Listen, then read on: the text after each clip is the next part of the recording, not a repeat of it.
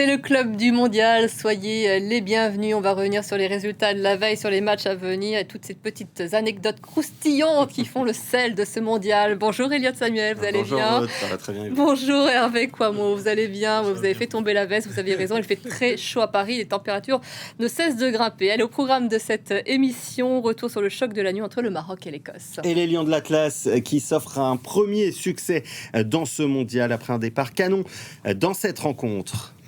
L'on connaît le nom du nouveau qualifié, il s'agit encore d'un pays hôte. Les États-Unis qui ont validé leur billet pour les 16e de finale après une nouvelle belle performance dans un groupe où la Turquie est déjà éliminée. On va mettre la pression sur le Canada. Hein.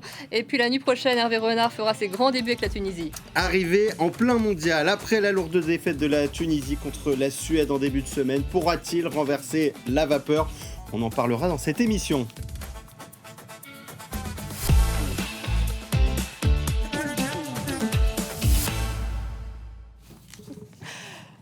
Allez, on commence avec l'un des chocs de la nuit, Maroc-Écosse, et les Lions de l'Atlas signent un premier succès dans ce mondial. Oui, il ne fallait pas être en retard, surtout dans cette rencontre. Un seul but, il a été marqué dès la 2e minute de jeu, 1-0. Ça a suffi donc pour les Marocains pour s'offrir cette première victoire et surtout signer une très belle opération dans ce mondial. On va revenir d'abord sur cette rencontre avec notre envoyé spécial à Boston, là où avait lieu ce match, Cédric Ferrer.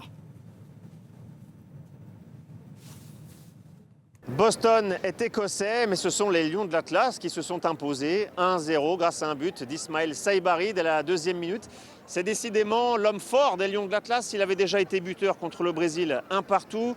Dans cette rencontre largement dominée par les Lions de l'Atlas, il faut le reconnaître, les Écossais n'ont pas vraiment existé, même s'il y a eu quelques situations chaudes en fin de rencontre. Et pourtant, la Tartan Army avait le soutien de quasiment 30 000 supporters dans ce stade, d'une capacité d'un peu plus de 60 000 places. Je vous le rappelle, Boston est envahi par les Écossais depuis le début de cette Coupe du Monde. On a pu se balader dans le centre-ville ces derniers jours. Il faut le reconnaître, il y a beaucoup d'Écossais, environ 30 000 se sont déplacés pour cette Coupe du Monde. Il y avait même des pénuries de bière le week-end dernier. C'est vous dire à quel point les Écossais fêtent cette Coupe du Monde ici à Boston. Alors pour l'Écosse, en revanche, la situation est beaucoup plus compliquée. Les Écossais qui avaient battu Haïti lors du premier match, qui ont perdu contre le Maroc, ils vont jouer leur avenir dans cette Coupe du Monde lors d'un dernier match de la phase de groupe face au Brésil. Du côté du Maroc, évidemment, beaucoup plus de sérénité désormais avec 4 points. Les Lions de l'Atlas sont quasiment déjà qualifiés en 16e de finale. Il faudra confirmer leur qualification lors du dernier match de la phase de groupe contre Haïti. Mais en attendant, les supporters marocains nombreux qu'on a pu apercevoir à Boston sont très contents de cette victoire et espèrent voir les Lions de l'Atlas rééditer un parcours exceptionnel, le meilleur de leur histoire. On le rappelle, le Maroc avait atteint la demi-finale il y a 4 ans lors de la Coupe du Monde 2022 au Qatar. Voilà, les supporters marocains qui peuvent avoir le sourire, qui ont remporté finalement le match des tribunes face à ces supporters écossais venus en nombre, mais surtout une équipe marocaine très solide qui a parfaitement démarré dans cette rencontre, un peu comme contre le Brésil, un départ canon. Contre le Brésil, ça avait fini par un match nul, mais là, cette fois-ci, ils ont su tenir les Lions de l'Atlas. Oui, c'est vrai qu'ils ont commencé très fort exactement contre le Brésil et avec une disposition différente parce que cette fois-ci, c'était eux qui étaient quand même les favoris. Alors contre le Brésil, a priori, c'était les Brésiliens qui étaient favoris sur le papier. Là, ils ont su jouer leur rôle de favoris. Ils avaient une configuration qu'ils ont eu beaucoup pendant la Coupe d'Afrique des Nations où c'était à eux de faire le jeu et j'ai le sentiment que cette équipe est plus à l'aise que celle qui a joué la CAN avec un milieu de terrain plus joueur, avec une possession plus importante. Malheureusement, il reste quand même ce défaut de finition qui fait qu'ils ont souffert alors qu'ils auraient pu s'épargner ces doutes qui peuvent arriver sur la fin, comme cette frappe qui aurait pu faire égalisation. Avec un Saibari, une nouvelle fois impérial, buteur déjà ce week-end contre le Brésil. C'est encore lui qui est venu inscrire ce but, le seul finalement de cette rencontre. Oui, c'est un symbole en fait des 3 mois qui sont déroulés parce que Saibari jouait plutôt sur le côté pendant la Coupe d'Afrique des Nations et puis on se rappelle de lui surtout pour les questions de serviettes. C'est bien que pour le foot, ça revienne parce que c'était un super joueur en devenir qui a cette capacité. Moi, je ne connaissais pas du tout comme joueur d'axe, mais c'est vrai que c'est une belle trouvaille. Il donne de la profondeur au jeu et puis il marque des buts. C'est ce qu'on demande à un attaquant. En revanche, les regards étaient aussi tournés vers Achraf Hakimi lors de ce match qui a été assez particulier pour lui. Ouais, le capitaine marocain qui a tout simplement été sifflé par les supporters écossais durant cette rencontre tout au long du match. Même, on le rappelle, hier, on avait appris que Achraf Hakimi était renvoyé en procès pour viol. Ça va se passer en France, évidemment, par la justice française. Il n'a pas paru perturbé spécialement par tous ces sifflets. Mais évidemment, ça va être un contexte très particulier tout au long de ce mondial pour Achraf Hakimi. Oui, c'est un professionnel, grand professionnel. Il a livré le match qu'il avait à livrer, mais ça se voit quand même que ça a pesé parce que en conférence de presse et dans la zone mixte, on a bien vu que l'essentiel de ceux qui sont passés en ont parlé. La sélection semble soutenir pour l'instant, mais il ne faut pas que je pense que ça devienne un trop grand problème, une information qui revienne régulièrement durant les prochaines semaines. Les Écossais auront eux fort à faire pour leur dernier match face au Brésil, qui s'est bien relancé la nuit dernière. Ah oui, la Seleção qui devait impérativement se reprendre après ce match nul extrêmement poussif. On s'en souvient, c'était face au Maroc. Ils se sont logiquement imposés. C'était l'un des matchs les plus déséquilibrés, on va le dire, sur le papier face à Haïti, même si tout n'a pas toujours été simple pour la Seleção. Victoire 3-0 avec un doublé de Matheus Cunha, le joueur de Manchester United, bien aidé à chaque fois par Vinicius Junior, qui lui aussi a inscrit un nouveau but dans cette compétition. C'est déjà son deuxième. Victoire totalement logique, ça c'est vrai, mais tout n'a pas été parfait pour cette équipe brésilienne qui en plus perd un joueur cadre, Rafinha, qui s'est blessé durant cette rencontre et qui pourrait manquer plusieurs matchs. Oui, le Brésil, ça a été une mi-temps, essentiellement. C'est la première où ils ont inscrit les 3 buts. Et ensuite, en deuxième mi-temps, ils ont géré. Bon, on peut voir qu'ils gèrent en prévision du long tournoi qui continue. Mais est-ce qu'ils avaient les capacités d'avoir le même rythme sur les demi-temps? On ne saura jamais. Côté bonne nouvelle, effectivement, c'est Vinicius qui montre qu'il a des jambes et qu'il peut aller au bout. Et Rafinha, pour la blessure de Rafinha, elle est préoccupante, d'autant plus préoccupante qu'on ne voit pas de remplaçant naturel à ce joueur, alors que déjà l'équipe du Brésil a du mal à faire le jeu, a du mal à être brillante. Et donc, oui, c'est un gros coup dur pour cette équipe. Avec du changement au sein de cette attaque brésilienne, c'était Cunha qui a été testé, qui a été mis au sein de cette attaque, qui a inscrit un doublé. Paris réussi finalement pour Carlo Ancelotti, qui a peut-être trouvé quelque chose. Paris réussi, puisqu'il a marqué 2 buts, mais après, ça reste aussi Haïti. C'est ça toute la difficulté d'analyser ce genre de match. C'est que le match est déséquilibré. Face à eux, ils ont des joueurs qui ne jouent pas. Ils ont eu des circonstances favorables parce qu'ils ont marqué très tôt dans la rencontre. Mais c'est 2 profils qui sont différents. Mais je pense quand même qu'avec ce doublé, il a marqué des points et que Igor viendra en deuxième, à partir de la 60e minute, un peu comme ça s'est passé sur cette rencontre. Même si au sein de cette attaque, il pourrait y avoir du changement avec Carlo Ancelotti, le sélectionneur, qui a annoncé le retour normalement lors du prochain match face à l'Écosse d'un certain Neymar qui est blessé depuis le début de cette compétition. Neymar donc pourrait revenir, même si le président Lula, il n'a pas été très tendre avec lui. Écoutez. Neymar, c'est le premier joueur au monde appelé en sélection pour faire du télétravail. Voilà, le président Lula qui ne fait pas de cadeau à Neymar, qui serait donc en télétravail du côté de la Seleção. On le rappelle. Bien lui, il a des bonnes punchlines. Il l'a placé, il l'attendait évidemment. C'est là le président brésilien. Mais il va y avoir cette question Neymar, évidemment. On sait que tout le peuple voulait voir Neymar. Certains disent que Carlo Ancelotti a cédé à la pression populaire. Ça va être un sujet s'il peut revenir, savoir comment l'utiliser, où le placer, s'il peut vraiment jouer. Je pense que je ne me tromperai pas, il n'a plus le niveau pour revenir. C'est parce qu'on dit 1 mois et demi sans jouer, mais ça fait 3 ans qu'il ne joue pas. En réalité, il essaie de revenir, mais son corps définitivement n'est plus le corps d'un sportif de haut niveau.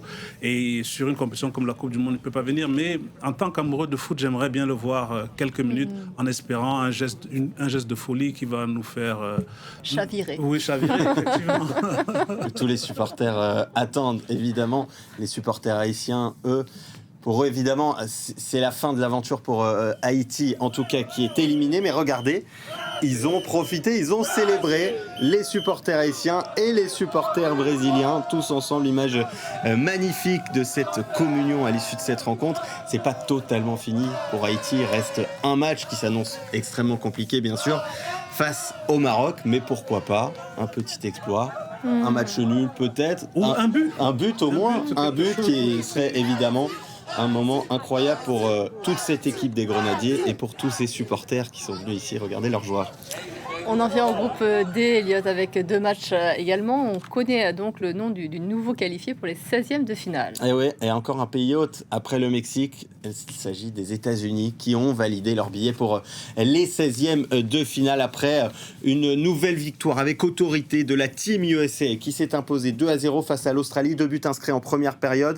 Un but contre son camp des Australiens, c'était dès la 11e minute de jeu. Et puis le deuxième, c'était juste avant la pause par Freeman. Des Américains qui ont été largement dominateurs en première période. On ne s'attendait pas finalement à une Team USA à un tel niveau dans cette compétition. Non, c'est vrai que c'est une équipe qui avait beaucoup de doutes. Ça faisait plusieurs mois qu'on voyait bien que le 11 n'arrivait pas à être trouvé, qu'il y avait des animations qui manquaient. Mais elle a su répondre depuis le premier match et elle a gagné en confiance. Mais j'aimerais quand même Céline, parce que sur ce match, moi, ça va faire vieux râleur, mais le deuxième but me dérange dans cette mesure où l'attaquant, ils sont deux à être concernés par le jeu. Celui qui marque n'est pas hors jeu, mais on ne peut pas dire que Balogun ne l'était pas. Je veux dire que ces changements de règles, c'est vrai. On a attendu longtemps avant de savoir s'il y avait vraiment but. Mais pour moi, dans la surface de réparation, on ne devrait plus faire ces éléments.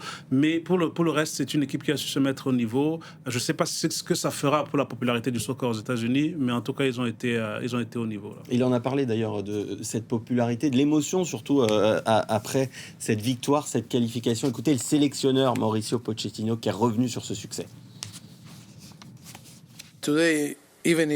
Aujourd'hui, même si je ne suis pas américain, j'étais très ému après le match, car c'est un moment incroyable.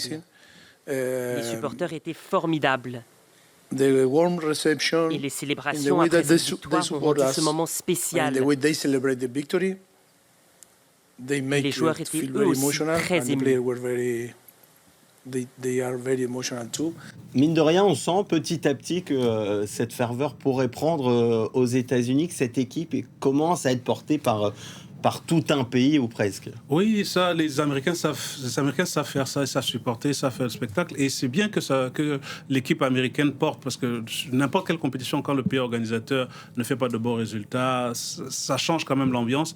Et là, effectivement, c'est bien. Et puis, c'est bien surtout pour la politique de développement du soccer, qui, pour les États-Unis, ça reste quand même l'un des gros territoires qui manque à notre football. Certains supporters américains qui même commencent à s'imaginer, pourquoi pas, que les États-Unis soulève la coupe le 19 juillet, soit champion du monde.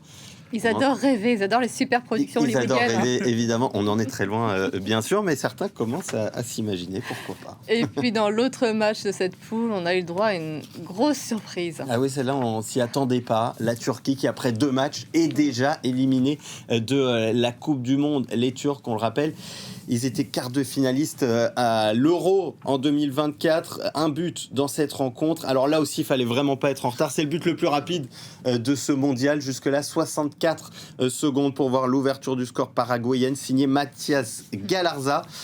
Le Paraguay qui a pourtant été à 10 durant une grande partie de la rencontre, durant toute la deuxième mi-temps. On va revenir dessus, évidemment.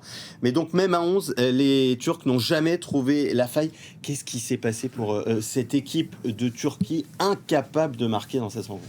Non, mais c'était pauvre. C'était parce que... il y a certaines rencontres qu'on termine sans avoir marqué, où on a le sentiment qu'il y a eu un gardien en état de grâce, qu'il y a eu de la malchance.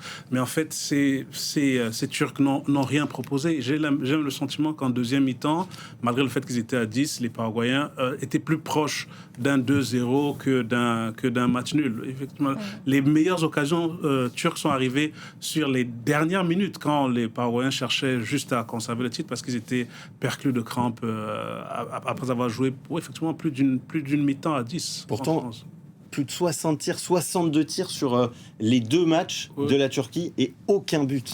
Oui, mais si on prend c'est ça le problème avec les statistiques. Si on tire, des 25 mètres, tirs cadrés, c'est vrai. Voilà, si on tire des 25 mètres, si on tire, c'est la qualité du tir est aussi importante. C'est pour ça que je dis, si vous tirez et que vous avez un gardien en état de grâce qui vous sort tout, c'est pas la même chose que des tirs pris à longue distance et sans avoir cadré de manière dangereuse. Il faut qu'on en parle, cette expulsion paraguayenne qui restera dans l'histoire. Et oui, c'était un carton rouge donc reçu juste avant la pause par Almiron. Pourquoi il a été expulsé ? Parce qu'il a parlé à son adversaire en mettant sa main devant la bouche. On ne sait pas ce qu'il lui a dit, évidemment, s'il s'agit d'une insulte ou non, mais c'est désormais la nouvelle règle. Il est interdit donc d'avoir sa main devant sa bouche. Parce que par le passé, on a connu des insultes souvent à caractère raciste. Et donc, pour empêcher tout cela, c'est désormais tout simplement interdit. Et c'est ce qui est arrivé donc à Almiron, qu'on a vu sur les images, avoir la main devant la bouche au moment de parler à l'un de ses adversaires turcs. Qu'est-ce que vous avez pensé de cette décision ? Mais, c'est l'application stricte de la règle. Vraiment, c'est l'application stricte de la règle. Et dès qu'il l'a fait, les Turcs ont manifesté tout de suite, ils l'ont vu. Tout de suite pour pousser à l'expulsion. J'allais dire que c'est un peu dommage pour le jeu de ne pas savoir ce qu'il a dit, mais je pense qu'effectivement, pour éviter toute possibilité d'interprétation, la règle est comme ça, il faut éviter. Et c'est aux joueurs maintenant de prendre l'habitude de ne plus parler en mettant la main sur la bouche, et voire même de plus parler, parce que c'est vrai que quand on est en train de jouer, on n'est pas obligé de contester chaque discussion, de faire ce que les Américains appellent trash talk, donc d'être en permanence en train de se vanner. Donc c'est notre sport à appréhender, c'est d'autres façons de faire, et je pense que là, ce premier carton rentre dans l'histoire, et j'espère qu'il n'y en aura pas d'autres cette Coupe du Monde, mais je suis certain qu'il y en aura d'autres dans les matchs qui arrivent.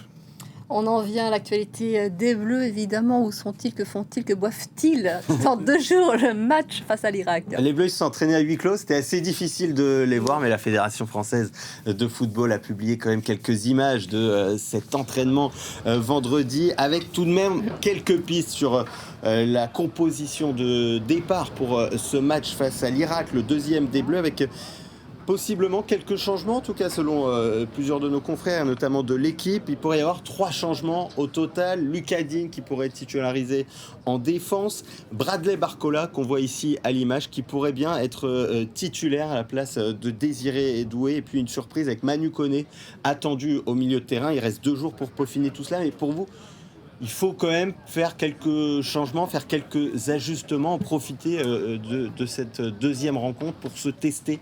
Je pense que les 3 changements ne sont pas exactement les mêmes. À mon avis, Lucas Digne et Bradley Barcola, c'est des véritables tests pour voir si ça fonctionne mieux, parce que les Théo Hernandez et Doué n'ont pas été forcément toujours dans le bon tempo sur la première rencontre.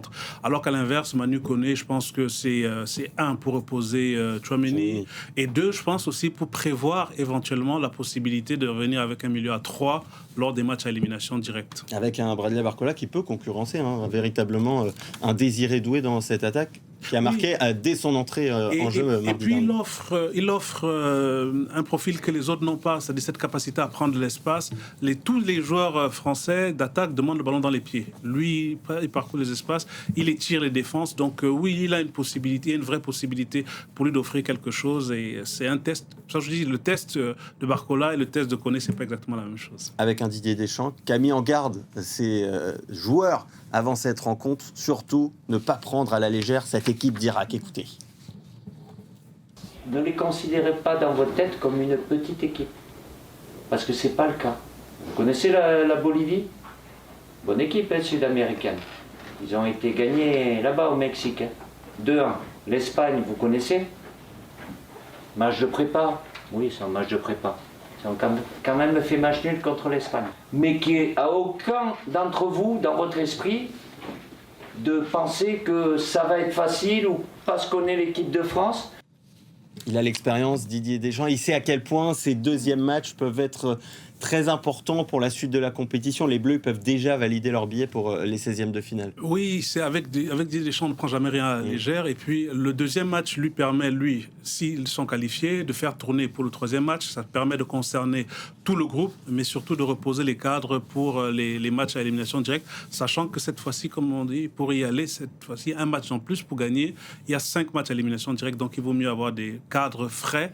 Et donc, gagner ce deuxième match est très important pour la suite. Voilà, France-Irak, ce sera ce lundi. On va encore évidemment en parler tout au long du week-end. Il y a des matchs aujourd'hui avant cela et plusieurs belles affiches. Ah oui, avec les Pays-Bas qui vont tenter de se reprendre. Match nul pour les Pays-Bas lors de la première rencontre. Ce sera le premier match du jour face à la Suède. Après, il y en aura droit à un énorme choc à 22h heure de Paris entre l'Allemagne et la Côte d'Ivoire. 2 équipes qui se sont imposées en ouverture. Le retour du petit poucet en pleine nuit, ce sera l'équipe de Curaçao qui va tenter de résister face à l'Équateur.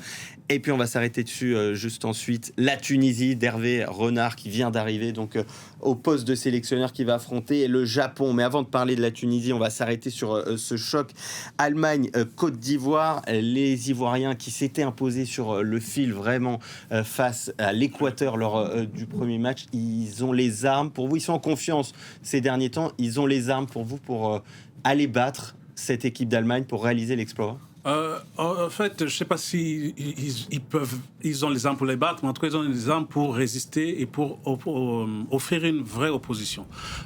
Et en cas de victoire, pour moi, je ne dirais pas un exploit, ce serait un résultat comme il peut arriver. Je pense que l'Allemagne part quand même favorite, mais la Côte d'Ivoire a quelque chose à opposer. La Côte d'Ivoire, c'est une équipe qui prend très peu de buts et qui a aujourd'hui des joueurs qui sont capables de faire la différence devant.